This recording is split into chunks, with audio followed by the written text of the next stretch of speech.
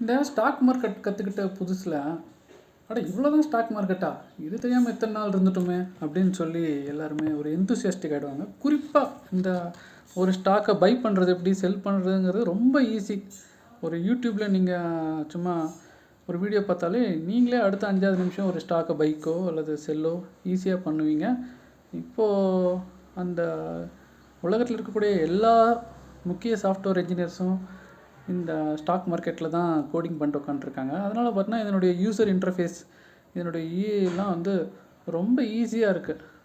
முக்கியமாக இப்போது advanced software engineers எல்லாமே வந்து இதுக்கே கோடிங் எழுதுகிறாங்க. ஸோ எப்படி கோடிங் எழுதுறாங்கனாக்கா, இந்த பேராமீட்டர் வந்தால் நீயே பை பண்ணு, இந்த பேராமீட்டர் வந்தால் நீயே செல் பண்ணு.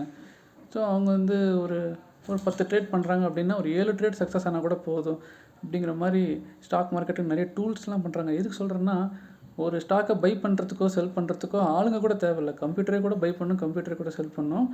ஸோ இங்கே how to buy, how to செல்லுங்கிறது கேள்வியே இல்லை. What to buy, what to sell, when to buy, when to செல்லுங்கிறது தான் கேள்வி.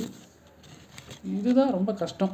இது கஷ்டம்னு எப்போ தெரியும்னா, லாஸ் பண்ணதுக்கப்புறமா தான் தெரியும். ஸோ இப்போ நம்ம வீட்டு லேடிஸ் எல்லாருக்குமே சமைக்க தெரியும். அவங்க என்ன கற்றுக்கிட்டது போதுன்னா இருக்காங்க. பக்கத்து வீட்டில் பேசுவாங்க, புதுசாக புக்ஸ் பார்ப்பாங்க, யூடியூப்பில் பார்ப்பாங்க. எங்கேயாச்சும் ஒரு பார்ட்டிக்கோ அல்லது விசேஷத்துக்கோ போனால் இது எப்படி செய்கிறீங்கன்னு போய் சமயக்காரங்கிட்டலாம் கேட்டு வருவாங்க. ஸோ கற்றுக்கிட்டு தானே இருக்காங்க. ஸோ இந்த ஸ்டாக் மார்க்கெட்லேயும் கற்றுக்கிறதுக்கு லிமிட்டே கிடையாது. 90 வயசு தாத்தா கூட ஷேர் மார்க்கெட்டில் எதையாவது உட்காந்து இப்போ இந்த நிமிஷம் அனலைஸ் பண்ணிட்டுருப்பார். ஸோ இங்கே நாலேஜ் தான் முக்கியம். நாலேஜ் இல்லை அப்படின்னாக்கா ஷேர் மார்க்கெட் பக்கம் வரவே முடியாது.